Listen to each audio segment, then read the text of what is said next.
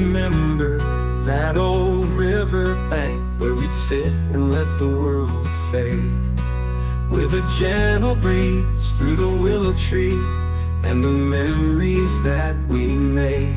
Your laughter danced on the evening air like the fireflies in the night. We kick off our shoes feeling the Assalamu alaikum everyone, welcome back to Heavenly Sights by Iffat. I hope you people are doing great. बहुत मज़े में होंगे। शुरू करते हैं आज का vlog. और आने वाला जो वीक है ना, उसकी एक पुरसकून और प्रोडक्टिव बिगनिंग जो है, शुरुआत, वो मैं कैसे करती हूँ आज मैं आपके साथ वो शेयर करने जा रही हूँ। सबसे पहले तो यहाँ पे मैं करने लगी हूँ नाश्ता, और मेरे साथ साथ है जी स्नोई को ब्रेड बहुत पसंद है।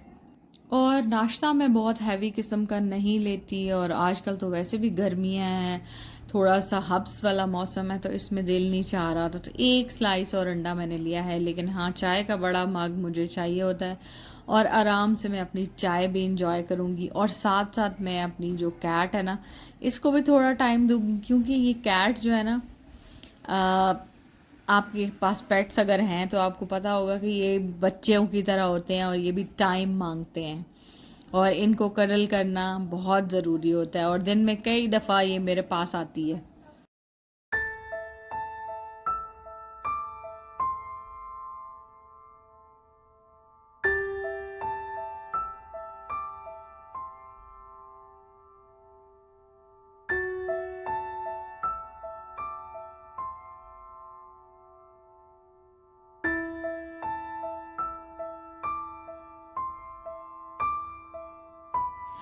हाँ जी, तो नया वीक शुरू हो चुका है, और मुझे ऐसे लगता है कि हर नया वीक जो है ना, वो हमें एक नई बिगनिंग का मौका भी देता है। हम नए तरीके से शुरू करते हैं चीज़ें, और मेरा हरगिज़ मकसद ये नहीं होता कि मैं घर का हर काम मुकम्मल करके और बस ख़ुद को थका दूँ, लगी हूँ। बल्कि मैं इतना करती हूँ कि आने वाले दिन जो है ना, आने वाला जो वीक पूरा मेरा है, वो मेरे लिए थोड़ा इजी, ऑर्गेनाइज और पीसफुल हो जाए। तो बस मेरी जो दिन की शुरुआत होती है ना, और हफ्ते की शुरुआत भी वो सेम है। एक दिन भी मैं उसी तरह शुरू करती हूँ, और एक मेरा जो वीक है वो भी उसी तरह एक सादा से प्रोडक्टिव रूटीन से शुरू होता है। और वो क्या होता है कि मैं घर को थोड़ा सा रीसेट करती हूँ। और मुझे कमेंट्स भी आते हैं कि जी हम भी बिल्कुल आपकी जो रूटीन है उसी तरह से अपने घर को रीसेट करते हैं, और खाने की प्लानिंग करते हैं, और कुछ जो ज़रूरी काम होते हैं उनको हम ऑब्वियसली वो हम करते हैं, और फिर नेक्स्ट वीक के लिए अपने आप को प्रिपेयर करते हैं। तो सबसे पहले जो काम होता है ना मेरा,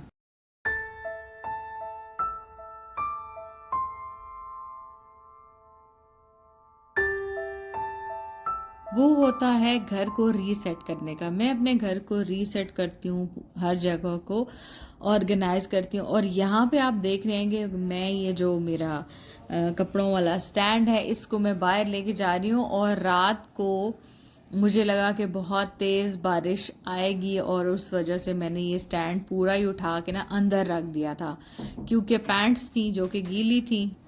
और मेरा ये डिसीजन बड़ा अच्छा रहा, क्योंकि रात को बहुत तेज़ बारिश हुई, सुबह सुबह भी, फजर के वक्त भी बड़े मज़े की बारिश थी।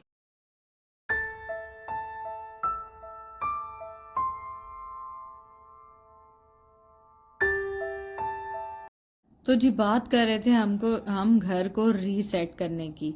और आपको बताती जाऊँ कि मैं बिल्कुल भी पूरे घर की डीप क्लीनिंग नहीं करती, बस इन जगहों पर ज़्यादा अटेंशन देती हूँ जहाँ पे ज़्यादा ज़रूरत होती है।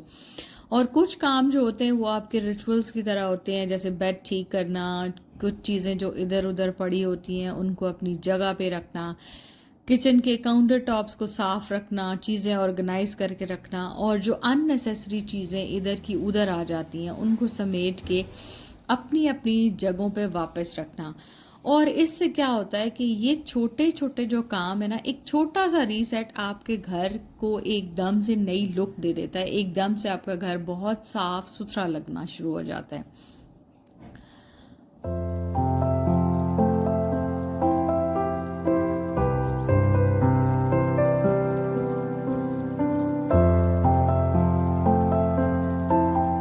जैसे ये मेरा डाइनिंग टेबल है, हम लोग ज़्यादातर खाना जो है वो अपने कॉफ़ी टेबल पे बैठ के खा लेते हैं, क्योंकि वहीं पे टीवी भी चल रहा होता है, सब बैठे भी होते हैं, तो वहीं पे जो है ना सबको यही लगता है कि यहीं पे खाना लगा दें, इट्स बेटर।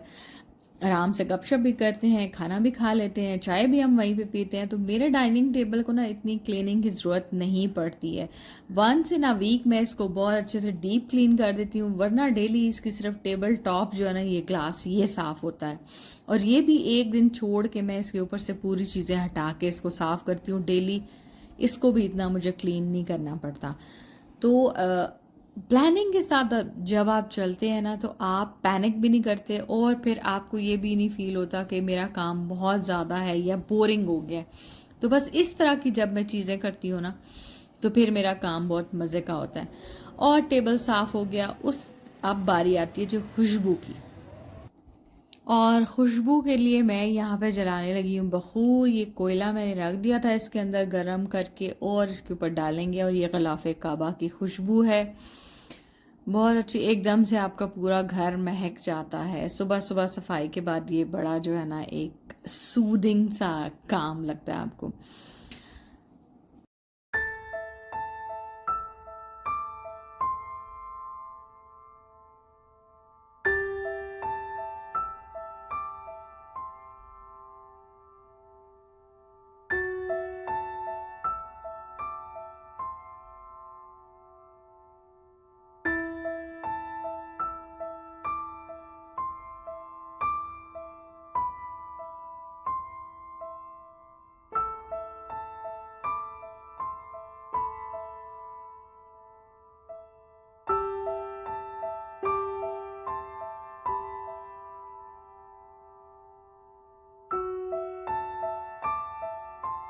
अच्छा जी, फिर मैं क्या करती हूँ कि पूरे वीक के जो मेरे मील प्लानिंग होती है ना, जो भी खाने मैंने पकाने हैं वो मैं कर लेती हूँ, क्योंकि एक ना बड़ा अहम काम है ये।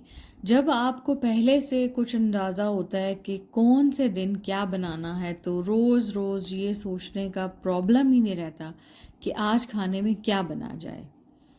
मैं हमेशा कोशिश करती हूँ कि खाने सादा, घर के और इजी रेसिपीज़ बनाऊँ, क्योंकि मेरा ये मानना है कि प्रोडक्टिव होने का मतलब बिल्कुल ये नहीं है कि आप ज़्यादा काम करें, बल्कि अपने कामों को आसान बनाना है।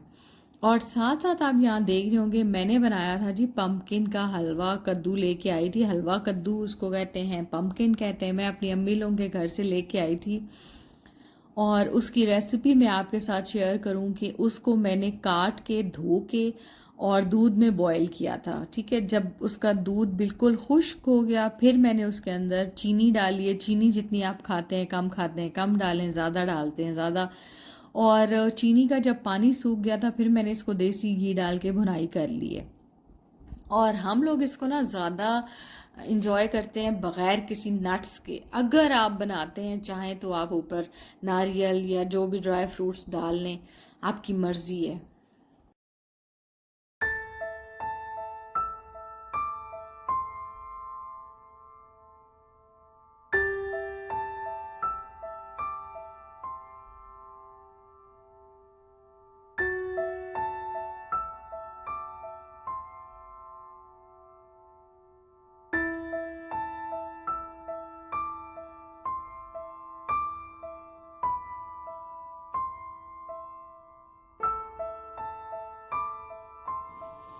और हलवा रेडी है जी, उसको भुनाई कर लें देसी घी के साथ। और यहाँ पे अब मैं सालन बनाने लगी हूँ। मुझे किसी ने कमेंट किया था कि आप रेसिपी भी शेयर किया करें, इसकी बहुत इजी रेसिपी है।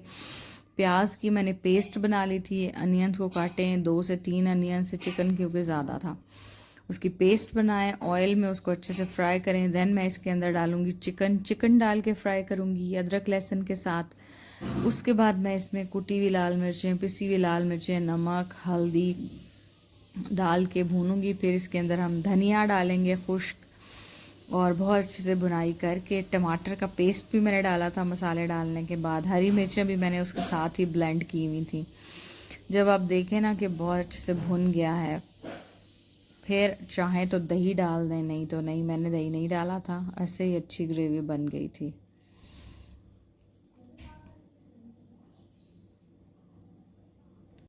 और साथ साथ आपको बताऊं कि मैं ना अपने फ्रिज को भी देख लेती हूँ। मेरे फ्रिज में अगर कोई ऐसी चीज़ें पड़ी हैं जिनको मैंने पहले यूज़ करना है तो वो मैं उनको फ्रंट पे रख लेती हूँ, और कोई ऐसी चीज़ जो लाने वाली होती है उसकी भी मैं एक लिस्ट बना लेती हूँ, क्योंकि ये छोटी छोटी तैयारियाँ जो हैं पूरे हफ्ते में बहुत सा वक्त और जहनी परेशानी दोनों से आपको बचा लेती हैं।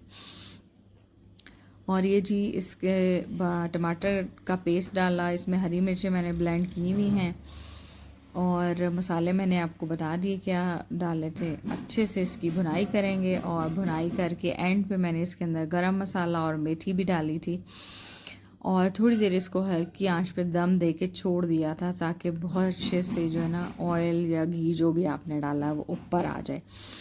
तो ये थी जी मेरे आने वाले हफ्ते की एक सादा सी प्रोडक्टिव शुरुआत। और हमें अपनी ज़िंदगी को ना ऑर्गेनाइज रखने के लिए हर काम परफेक्ट करने की ज़रूरत नहीं होती। कभी कभी चंद छोटे काम, थोड़ी सी प्लानिंग और एक पुरसकून जहन पूरे हफ्ते को बेहतर बना देते हैं। नया हफ्ता है, नई उम्मीद, और एक बार फिर खुद को संभालने और बेहतर दिन बनाने का मौका होता है। इसके साथ ही शेयर करते हैं जी आपके साथ कि यहाँ पे अब भुन चुका है मसाला, और घी भी ऊपर आ जाएगा, तो एंड पे बिल्कुल हम ना गरम मसाले डालेंगे, हरी मिर्चें और हरे धनिए के साथ इसको गार्निश करेंगे। आप इसकी फ़ाइनल लुक भी देखिएगा, और मैं अपना व्लॉग यहाँ पे एंड करूँगी। होपफुली आपको अच्छा लगा होगा, और अच्छा लगे तो ज़रूर लाइक करना है और सब्सक्राइब करना है मेरे चैनल को। मिलूँगी आपसे एक नए दिन और नए व्लॉग में। टिल देन अपना बहुत सारा ख्याल रखिएगा, और मुझे और मेरी फैमिली को दुआ में याद रखिएगा। Allah Hafiz, and take care of yourself everyone.